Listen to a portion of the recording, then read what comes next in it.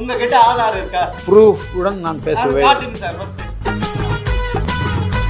Good morning DGP mister Shankar Dewal. Expiry ஆயிட்டு தான் விற்கிறாங்கன்ட்டு உங்களுக்கு இந்த தகவல் எப்போ கிடைச்சது? இல்லை, நீ ஓப்பனா வந்துட்டீங்க. ஸ்டாலின் எங்கள் ஊர்க்காரர், எதெல்லாம் காட்ட முடியுமோ அவையெல்லாம். இல்லை சார், இது பொது வேலைக்கு வந்துடுச்சு சார்.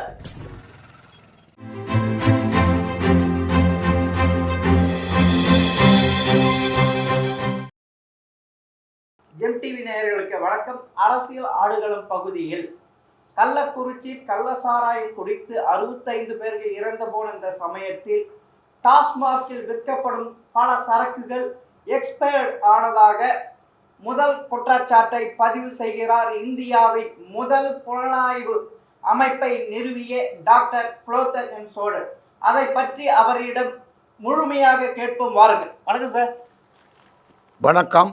ஜெம் டிவி நேயர்களுக்கு என்னுடைய ஆசீர்வாதத்துடன் நான் ஆரம்பிக்கிறேன்.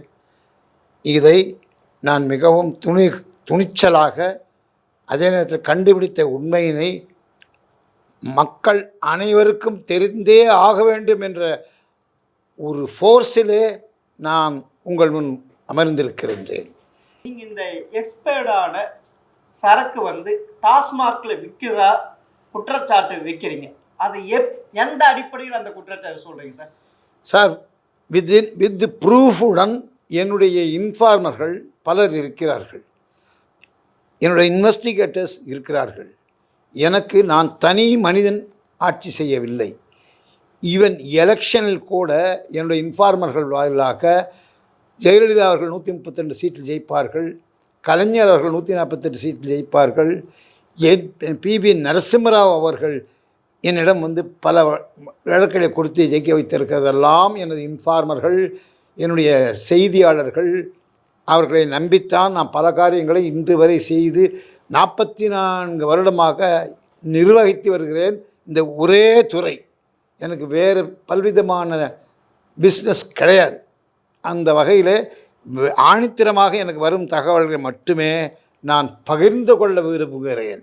ஒன்று மட்டும் சொல்லிக்கொள்கிறேன், இதில் எனக்கு இவ்வளவு விளக்கம் கிடைத்த காரணத்தினால் நமது டிஜிபி அவர்கள் சங்கர் ஜிவால் அவர்களை அழைத்தேன். சார், உங்களின் அப்பாயின்மெண்ட் எனக்கு தேவைப்படுகிறது, மிக முக்கியமான விஷயம், அரசாங்கத்திற்கு உதவியாக இருக்கும் என்று அவரிடம் விண்ணப்பித்து மெசேஜ் அனுப்பி வைத்தேன். பதிலுக்கு அவர் உடனடியாக நான் அன்றைக்கு 52வது நிமிஷங்கள் அனுப்பின பொழுது 57இல் அவர் திரும்பவும் எனக்கு பதில், இப்பொழுது செஷன்ஸ் நடைபெற்று வருகிறது, முடிந்தவுடன் முடிந்தவுடன் பேசிக்கொள்ளலாம் என்றார். நான் விவரங்களை எதுவுமே சொல்லவில்லை.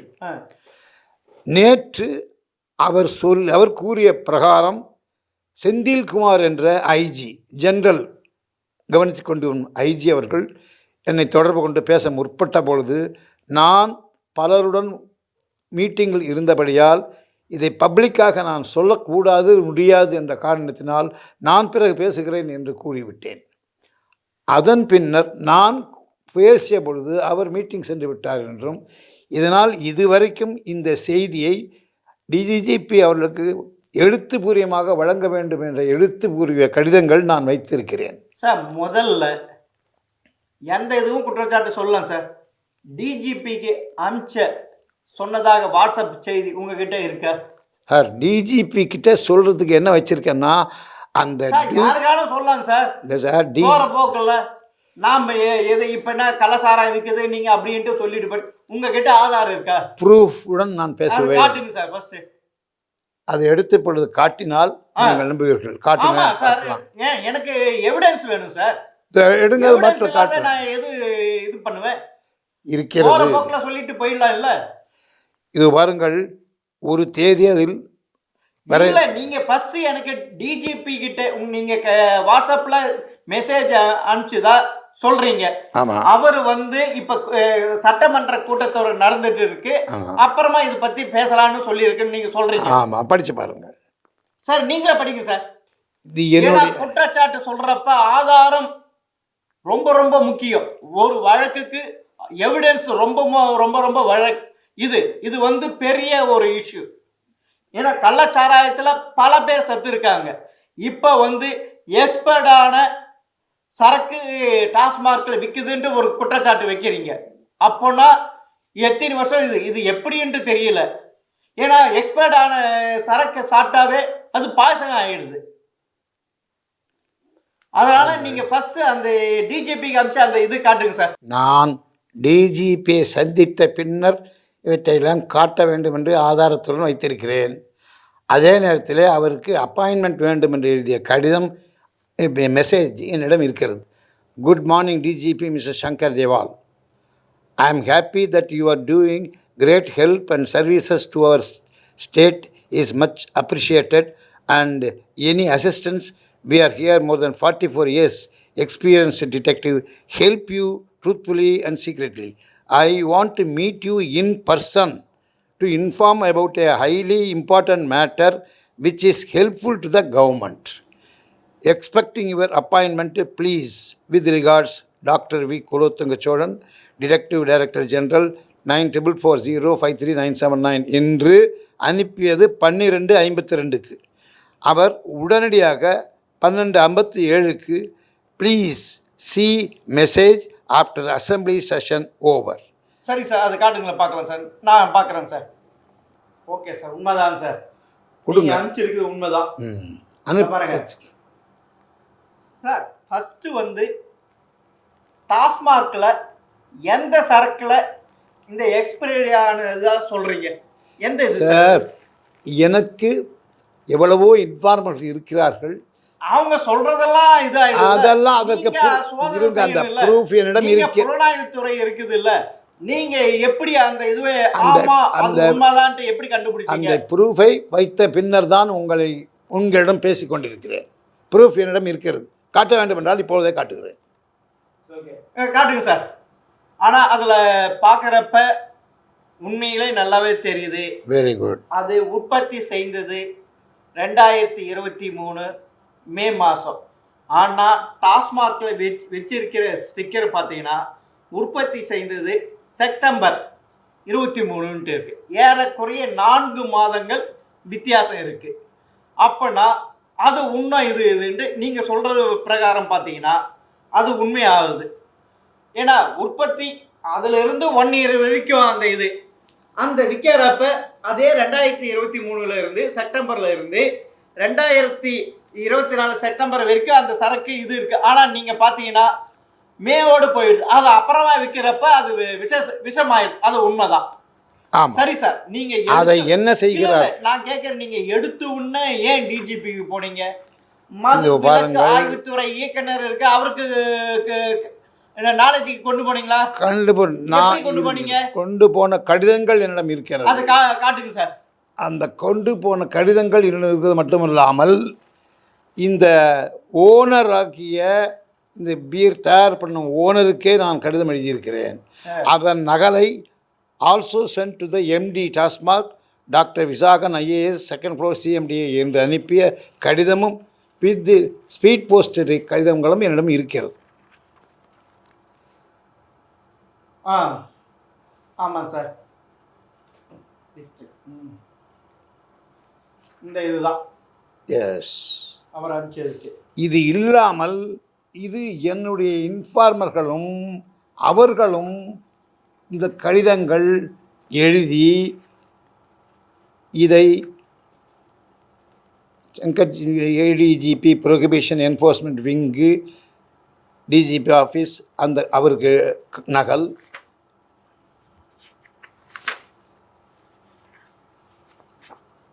Jayakanthan IAS commissioner prohibition and enforcement excise department Chepauk ஒரு கடிதம் எழுதியிருக்கிறார்கள்.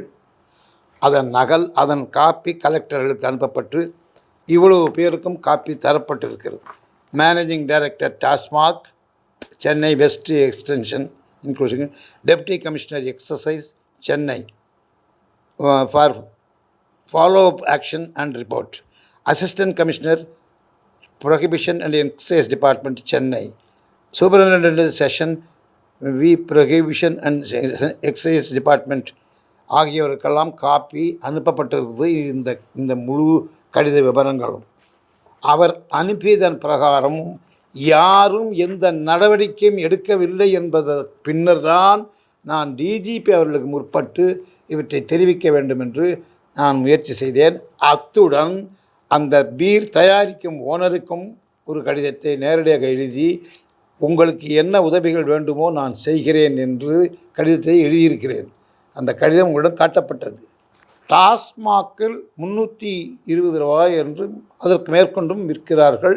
அவர்கள் வைத்த விலைதான் அது. அவர்களுக்கு அவர்கள் செல்கிற விலை. இதையே நீங்கள் மிலிட்ரி கேன்டீனில் வாங்கினால் வெறும் 32,000 ரூபாய். 32 ரூபாய். எஸ். ஆமாம். சரி சார், நீங்கள் வந்து இந்த கம்பெனியுடைய பீர் வந்து எக்ஸ்பைரி ஆகிட்டு தான் விற்கிறாங்கன்ட்டு உங்களுக்கு இந்த தகவல் எப்போ கிடைச்சிது? எனக்கு கிடைச்சி எப்படியும் 15-20 நாட்கள் மேலே இருக்கும். ஆமாம். நான் பொறுமையாக இருந்தேன். இவற்றையெல்லாம் எவ்வளவு தூரம் நேர்மையும் உண்மையும் இருக்கிறது என்பதை ஆராய்ச்சி பண்ணி கொண்டிருந்தேன்.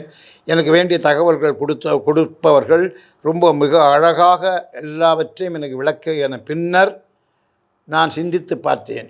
இதை எதற்காக வேண்டிய டாஸ்மாக் எம்டி கூட என்ன என்று கேட்காமல் அவர்களுக்கு கடிதம் போயிருந்தும் எந்த செயலும் இல்லாமல் இன்னமும் டூப்ளிகேட்டான எக்ஸ்பைரியான இது பொருட்கள் விற்கப்பட்டு கொண்டே இருக்கிறது, நிறுத்தப்பட மாட்டாதா என்றுதான் டிஜிபியை பார்க்க முற்பட்டேன்.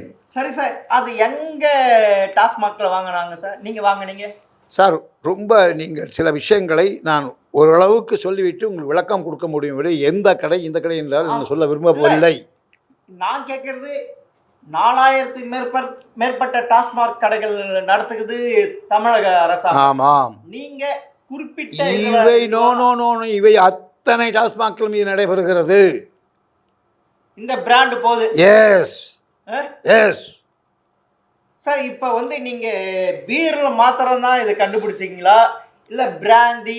எனக்கு வந்த தகவலின் அடிப்படையில் பியரில் மட்டும்தான் இப்பொழுது நான் முயற்சி செய்து கையில் வைத்திருக்கிறேன். நான் பல வருடங்களாக எத்தனையோ பொருட்களின் டூப்ளிகேட்டை கண்டுபிடித்து கொடுத்து கொண்டு தான் இருக்கிறேன்.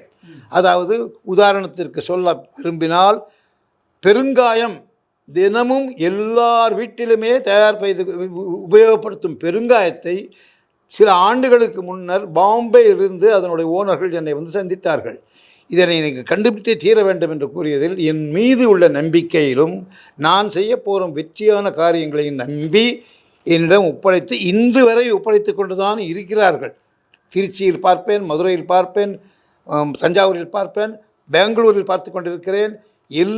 அப்போது அவர்கள் எப்போது தேவை என்று கேட்கிறார்களோ அப்பொழுது எனக்கு மிகவும் உதவி பருந்தவர் யார் என்றால் டாக்டர் ஆர் தினகரன் மிகவும் உன்னிப்பாக எனக்கு ஹெல்ப் செய்து ஒரே நாளில் ஒரே இரவில் பல போலீஸ் இன்ஸ்பெக்டர்களையும் அதிகாரிகளை அனுப்பி ரெய்டு செய்து ஓரளவு காப்பாற்றப்பட்டது. அதுபோலவே இதே சங்கர் ஜிவால் அவர்கள் சென்ற ஆண்டு நான் ஓனரிடம் வாங்கிய காப்பியை வைத்துக்கொண்டு ஒரே நாளில் ரெய்டு 100 காவல்துறை அதிகாரிகள் டிசிசி டிஎஸ்பிசி எஸ்பிசி அனைவருமாக சேர்ந்து ஒரு நாள் இரவில் 40க்கும் மேற்பட்ட டீலர்களை கைது செய்தார்கள். Which has come in papers. எந்த டீலர் சார்? எந்த சரக்குக்கான டீலர்? இந்த டூப்ளிகேட் ப்ராடக்ட் ஆஃப் பெருங்காயத்தை அவர்கள் இவ்வளவு விகிரமாக விற்று அதை செய்து பணம் சம்பாதித்து கொண்டிருக்கிறார்கள் என்பதை நான் அறிந்து ஓனர்களும் அறிந்து இருவருமாக செயல்பட்டதன் காரணமாக ஒரு நைட் இரவிலே நடந்ததனால் கவர்மெண்ட் எனக்கு டிஜிபி மீது ஏற்பட்ட நம்பிக்கையினால் எவ்வளவோ அதிகாரிகளுக்கும் கடிதங்கள் சென்றிருந்தாலும் யாரும் எந்த விதமான எஃபர்ட்ஸும் எடுக்காத காரணத்தினால் சங்கர் ஜிவால் அவர்கள் இம்மீடியட்டாக நல்ல நடவடிக்கை எடுப்பார்கள் என்ற நல்ல எண்ணத்தை அதனால் தான் இப்பொழுது இவ்வளோ நாட்கள் கழித்து அவருக்கும் தெரிவிக்க வேண்டும் என்ற காரணத்தினால் முயற்சித்தேன். சார், இந்த மது விலக்கு ஆய்வுத்துறை இயக்குனருக்கு அனுப்பிச்சிங்களே, அவர் ஏன் இது மேலே எந்த நடவடிக்கை? அது நீங்கள் அவரிடம் கேட்க வேண்டிய கேள்வி. அதுக்கு வேற ஏதாவது உள்நோக்கம் இருக்குமா? அதையெல்லாம் நீங்கள் அங்கே தெரிந்து கொள்ள வேண்டியது. நான் இல்ல இல்ல இங்கே நீங்க கேமரா இல்ல, நீங்க அனுப்பிச்சதுக்கு எந்த ரெஸ்பான்சிபிள் கொடுக்கலன்றீங்க. எதனால அப்படி இருக்கு? ஏன்னா நீங்க புலனாய்வு ஒரு அமைப்பை நடத்துகிறவங்க. அப்படி இருக்க அதை பத்தி ஏதாவது புலனாய்வு செஞ்சிருப்பீங்கல்ல? இதோ பாருங்கள், இது நான் மீடியாவில் பேசிக்கொண்டிருக்கிறவை எவை பேச வேண்டுமோ அவற்றை மட்டும்தான் பேச வேண்டும். மீறிய செயல்கள் நீங்கள் எப்படி செய்யக்கூடாதோ அதுபோல் எனக்கும் சில விஷயங்கள் செய்யக்கூடாதவையெல்லாம் இருக்கிறது. அந்த கேள்வியில் இல்ல, ஏன் இந்த நடவடிக்கை எடுத்தும் போல ஏன் இதுக்கான அமைச்சரான முத்துசாமிக்கு உடைய கவனத்துக்கு கொண்டு போனீங்களா? இந்த பாருங்கள், நான் அதை விட சிறப்பாக அதே துறையில் இருப்பவர்களும் இன்ஃபர்மேஷன் கொடுத்ததாக தெரியும். அது அவர்கள் மூலியமாக முத்துசாமி அவர்களுக்கு சென்றதா எனக்கு தெரியாது. நான் அதை பற்றி கவனிக்கவில்லை. நான் கவனிப்பதெல்லாம் சிஎம் ஸ்டாலின் அவர்கள் கவனத்திற்கு செல்ல வேண்டும். டிஜிபிக்கு சென்றால் அது சென்றுவிடும். அந்த எண்ணத்தில் தான் இவற்றை கொண்டு வந்தேன். நான் பல ஆண்டுகளாக டூப்ளிகேட் ப்ராடக்ட்ஸை கண்டுபிடித்தே புகழ்பெற்றவன். அதனால் கொடுக்குறேன். வேண்டுமென்றால் அந்த டூப்ளிகேட் ப்ராடக்ட் கூட இது இருக்குது, எடுங்க. இல்லை இல்லை, அது இருக்கட்டும் சார், அது இருக்கட்டும். இது ஏன்னா இப்போ இது முக்கியமான விஷயம்.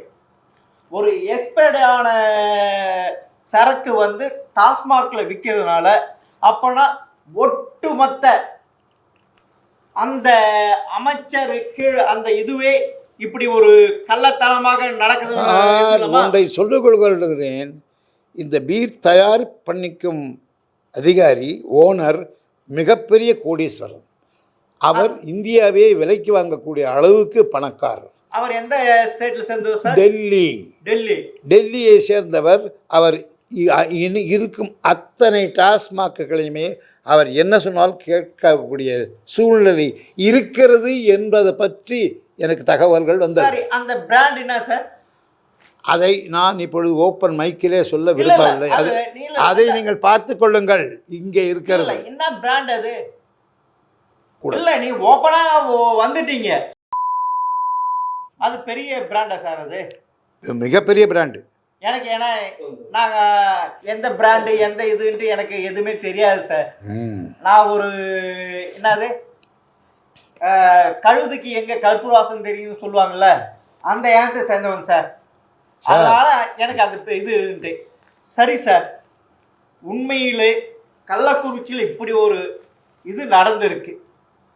ஏன்னா டாஸ்மார்க்கில் விலை அதிகரிக்கல கலசாரைன்ட்டு. இப்போ அரசாங்கம் விற்கின்ற டாஸ்மார்க் இதுலேயே எக்ஸ்பர்டான பீர் விற்கிறதுன்னு அது குடிச்சா என்ன சார் ஆகும்? அதை பற்றி இந்த அரசாங்கம் கவலையே பல்லையே சார். அதுக்கு நீங்கள் ஏதாவது நடவடிக்கை எடுக்கலாமே சார்.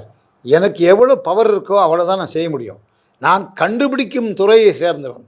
அரெஸ்ட் செய்யும் துறையெல்லாம் எனக்கு கிடையாது. இல்லை, இது ஒரு பெரிய லெவலில் கொண்டு போயிருக்கலாமே. கொண்டு தானே இருக்கிறேன். எத்தனை பேர் இது மாதிரி பாருங்கள். அதை கொண்டு போகாமல் உங்களை நான் பேச விரும்பவில்லை. நீங்கள் சில தினங்களுக்கு முன்னாடி என்னிடம் கூப்பிட்ட பொழுது கூட உங்களிடம் எந்த தகவலையுமே நான் சொல்லாமல் இது மிகப்பெரிய மேட்டர், நான் நேரில் தான் சொல்லுவேன் என்று கூறினேனா இல்லையா? ஆமாம் சார். அதன் பொருள் என்ன? அதன் பொருள் அவ்வளவு ரகசியமாக இதை காத்து நாட்டை காப்பாற்ற வேண்டும். திருவாளர் ஸ்டாலின் முதலமைச்சர் அவர்களுக்கு புரிந்து தீரிய ஏற்பாட்டினை அவர் செய்ய வேண்டும். ஸ்டாலின் எங்கள் ஊர்க்காரர், தஞ்சை ஜில்லா. நான் தஞ்சை புன்னைநல்லூர் மாரியம்மன் கோவிலைச் சேர்ந்தவன். எனது தகப்பனார் ஏர்ஃபோர்ஸில் இருந்தவர். நேதாஜி சுபாஷ் சந்திர போஸுடன் ஒன்றாக பணிபுரிந்து சத்தியம் நேர்மை தர்மத்தையே கொடுத்து வளர்த்ததனால் இன்று வரை 44 ஆண்டு காலமாக நான் இந்த பணியினை மட்டுமே செய்து கொண்டு வருகிறேன். நான் வேறு எதிலும் தலையிட மாட்டேன். சரி சார், நீங்கள் இப்படி இவ்வளோ சொல்கிறீங்க. இந்த இயக்குனருக்கும் கடிதம் அமைச்சிருக்கீங்க, எந்த ஒரு நடவடிக்கையும் இயக்குனருக்கும் அமைச்சிருக்கீங்க, எந்த ஒரு நடவடிக்கையும் எடுக்கல. முத்துசாமிக்கு இது தெரியாத போயிருக்குமா? திரு முத்துசாமி அவர்களுக்கு அதற்கான அந்த துறைக்கான அமைச்சருக்கு தெரிந்திருக்கலாம். முத்துசாமியை ஜெயலலிதா பீரியட் அமைச்சராக இருந்த காலத்திலிருந்தே எனக்கு தெரியும் அவர் யார், எப்படிப்பட்டவர் என்று. ஆக அவருக்கு தெரியாமல் இதுவும் நடப்பதற்கு வாய்ப்புகள் கிடையாது என்று கூறிக்கொள்வேன். அப்பனா இதுல அந்த கம்பெனி தயாரித்த பீர் எக்ஸ்பைரி ஆகி கொடுக்குதா, இல்லை இவங்களா அந்த எக்ஸ்பிரியை வாங்கி இவங்க இப்பதான் மேனுஃபேக்சர் பண்ற மாதிரி ஒட்டுறாங்க அந்த அதாவது sticker. எனக்கு வந்த தகவலின்படி நான் என்ன சொல்லுகிறேன் என்றால், அவர்கள் தயாரித்து அனுப்பிவிடுகிறார்கள். ஆனால் அது ஒரு டேட்டுடன் முடிந்து விடுகிறது. பின்னர் அவர்களே அந்த தேதியை மாற்றி இன்னும் சில மாதங்கள் எக்ஸ்டெண்ட் செய்து அதே ப்ராடக்டை தமிழ்நாடு முழுக்க சப்ளை செய்கிறார்கள், செய்து கொண்டிருக்கிறார்கள். அப்பனா அந்த உற்பத்தி செய்கின்ற நிறுவனத்துக்கும் டாஸ்மாக், தமிழக டாஸ்மார்க்கும் 2 பேருக்குமே இது கூட்டுக்கொள்ளைன்னு வச்சுக்கலாமா? ஏன் வைத்துக் கொள்ளக்கூடாது? அது நீங்கள் எப்படி செய்தாலும் அப்படித்தான் வைத்துக்கொள்ள வேண்டும். ஏனென்றால் அவர்கள் அனுப்புவதெல்லாம் டூப்ளிகேட் ப்ராடக்ட் என்று எடுத்து டைரக்டாக அனுப்பவில்லை, ஒரிஜினல் அனுப்புகிறார்கள். சில காலம் கழித்து அது எக்ஸ்பைரி ஆனவுடன் எக்ஸ்பைரி ஆனதே மீண்டும் விற்பதற்காக அந்த தேதிகளை மாற்றி செய்து கொண்டிருக்கிறார்கள் என்பதற்கான அடையாளத்துடன் நான் சில சாம்பிள்ஸை வைத்துக் கொண்டிருக்கிறேன். ஆமா, அந்த அடையாளத்தை கூட டிஜிபிக்கு அதை அனுப்பிச்சிருக்கீங்க. அனுப்ப போகிறேன். ஆமா, நீங்க இது ஆனா இந்த மது விலக்கு ஆய்வுத்துறை இயக்குனருக்கும் அனுப்பிச்சிருக்கீங்க. அவங்களுக்கு இல்லை அவர்களுக்கெல்லாம் என்னுடைய இன்ஃபார்மர்கள் வாயிலாக ஆல்ரெடி அனுப்பப்பட்டு விட்டது. சரி, அவங்களுக்கு அந்த எவிடன்ஸ் அனுப்பிச்சிருந்த இது உங்களால் காட்ட முடியுமா? எனக்கு இந்த பாருங்க, எதெல்லாம் காட்ட முடியுமோ அவையெல்லாம். இல்லை சார், இது பொது வேலைக்கு வந்துடுச்சு சார். இது பாருங்க, அந்த போட்டோ காப்பி நீங்க வச்சு அனுப்பிச்சு இருக்கா? போட்டோ காப்பி இருக்கிறது, அது காட்டுங்க சார். நாங்க நம்பல. ஒரு அரசாங்கத்தின் மீது குற்றம் சொல்றப்ப அதுக்கு தகுந்த ஆதாரம் அரசாங்கத்தின் மீது போற போக்கல இல்ல. இது பாருங்கள், இஷ்யூ. அது இங்க வேற அரசாங்கத்தின் மீது குற்றம் என்று நான் சொல்ல விரும்பவில்லை. ஒரு தனியார் கம்பெனி இப்படி நாசம் செய்து கொண்டு வருகிறது என்பதாக அறிகிறேன். நீங்க அரசாங்கம் இதுல சேர்ந்து இருக்கின்றீங்க. அரசாங்கம் சேர்ந்திருக்கிறது. அந்த துறைக்கான அமைச்சர் முத்துசாமி இதுல இருக்கிறார்ன்றீங்க. நான் இந்த பாருங்கள், நான் இருக்கிறார் என்று ஒரு வார்த்தை சொல்லவில்லை. நான் கேட்கறதுக்கு நீங்க கேட்கும் போது அவ்வளவுதான். அதாவது நீங்கள் வேறு மாதிரி கேட்க வேண்டாம். எனக்கு தெரியாத, அவருக்கு தெரியாதா என்று. ஆனால் எல்லாம் இந்த பாருங்கள், நீங்கள் ஒரு அரசாங்கத்தின் மீது பாருங்க இது மாதிரி இது பண்ணிடலாமா? இல்ல, இது பல பேருடைய உயிர் சார். பாருங்க, உயிரோடு கொஞ்சம் கேட்க முடியுமா? நீங்கள் யாரு, உங்க குடும்பம் எப்படிப்பட்ட குடும்பம் நான் எனக்கு தெரியுமா? விசாரிச்சேன்னா புலனாய்வு அதிகாரி தான், அது எனக்கு வேலையா? வெயிட். அது போல எவை செய்ய வேண்டுமோ அவற்றை நான் செய்திருக்கிறேன், அவ்வளவுதான். எனக்கு முத்துசாமி யாரு, அவருக்கு தெரியுமா?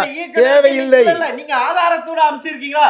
இந்த பாருங்கள், டிஜிபி லெவலில் நான் சந்திக்கிறேன் என்றால் அதை நீ புரிந்து கொள்ள வேண்டும். விட்டுருங்க சார், அந்த மதுவிலக்கு ஆய்வுத்துறை இயக்குனருக்கு நீங்க அமைச்சிருக்கீங்களா? நான் அந்த ஆதாரம் இந்த பாருங்கள், ஜெயகாந்தனுக்கு சரி, அது வேடு சார். நீங்க அந்த இது போட்டோ காப்பி அதனோட இணைச்சீர்களா? எந்த போட்டோ காமிச்சு? இதோ உண்மையிலே அவர் அமைச்சிருக்காரு. இது நம்ம கிட்ட காட்டியிருக்காரு. அவர் இணைத்து அமைச்சாரா அனுப்புனாரா இல்லையான்னு எனக்கு தெரியாது. இப்ப ஆதாரம் காட்டியிருக்காரு.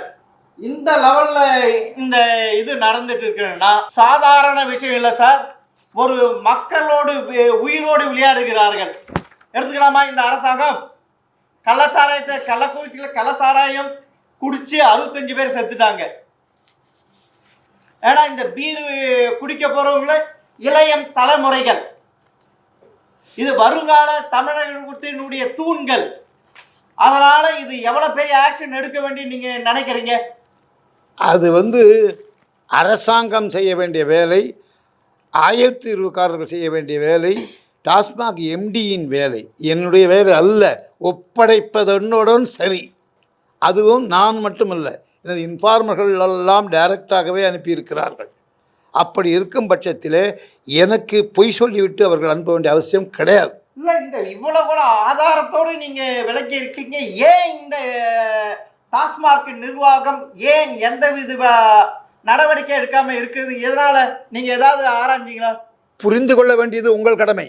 நான் புரிஞ்சுக்கிட்டேன் சார். நீங்க சொல்ற ஆதாரம் நான் புரிஞ்சுக்கிட்டேன். இல்லை அவர்கள் ஏன் விளையாடுகிறது இந்த தமிழக அரசு, ஸ்டாலின் அரசு. இந்த பாருங்கள், அவர்கள் ஏன் செயல்படவில்லை என்றால் அதற்கு என்ன காரணம் என்பதை உங்களுக்கு புரிந்து கொண்டால் சரிதான். அது இன்னும் அப்போனா 2 பேரும் ஏதாவது அவங்களுக்கு கமிஷன் வருதுன்னு நினைக்கிறீங்களா? அதாவது இது நீங்கள் சொல்லும் வார்த்தை என் வாயிலிருந்து வராது. சார், இது நீங்க சொல்றீங்க இது எதுவுமே இல்லை இதுன்ட்டு. அப்போனா 2 பேருக்குள்ள கம்பெனிக்கும் டாஸ்மார்க் நிறுவனத்துக்கும் அமைச்சருக்கும் இதையே ஏதோ ஒரு மறைமுகமான ஒப்பந்தம் இருக்குல்லாமா? இருக்கலாம், இருக்காமல் இருக்கலாம். எனக்கு அதை பற்றி தெரியாது. அவற்றையெல்லாம் நான் கண்டுபிடிக்கவில்லை. ஆனால் அவர்கள் இப்படி செய்கிறார்கள் என்ற குற்றச்சாட்டு வரும் பொழுது அவர்களுக்கு நேரடியாக கடிதத்தை நான் டெல்லிக்கு அனுப்பிவிட்டு அதன் காப்பியை டாஸ்மாக் எம்டிக்கும் அனுப்பியிருக்கிறேன் என்பதற்கு ரிஜிஸ்டர் தபால் வைத்திருக்கிறேன். ஆமாம், ரிஜிஸ்டர் தபால் இருக்கு, அக்னாலஜ்மெண்ட் இருக்கு, ஸ்பீட் போஸ்ட் அது எல்லாமே இருக்கு. உண்மைதான் சார். இறுதியாக இதன் மீது என்ன சொல்ல வரீங்க சார்? இது இந்த மாதிரி டூப்ளிகேட் ப்ராடக்டை மிக கவனித்து டாஸ்மாகில் செயல்பட வேண்டும். அதே நேரத்தில் இதில் யார் குறிப்பிட்ட குற்றவாளி யார் எல்லாம் தலையிட்டிருக்கார்களோ அவர்களுக்கெல்லாம் பதவி விலக்கம் செய்து அவர்களுக்கு என்ன தண்டனையோ கொடுக்கப்பட வேண்டும் என்று நான் நினைக்கிறேன். சரி சார், இதுவரைக்கும் நீங்கள் போராடி பார்த்துருக்கீங்க, இப்போ பொதுவெளிக்கு வருது. இனிமையாவது இந்த ஸ்டாலின் அரசு இதன் மீது நடவடிக்கை எடுக்குதான்னு பொறுத்து இருந்து பார்ப்போம் சார். 100% நிச்சயமாக ஸ்டாலின் அவர்களும் உதயநிதி அவர்களும் நான் கூறிய கூற்றை முக்கியமாக எடுத்து அவர்கள் அதற்கு தேவையான நடவடிக்கை எடுப்பார்கள். நிச்சயமாக எடுத்து நாட்டில் நல்ல பெயர் பெறுவார்கள் என்று ஆணித்தரமாக நான் கூறுகிறேன். ஜெம் டிவி நேயர்களுக்கும் ஜெம் டிவி டைரக்டருக்கும் ஜெம் டிவி ஓனருக்கும் வணக்கம் கூறி விடைபெறுகிறேன். வணக்கம். மிக்க நன்றி சார். வணக்கம்.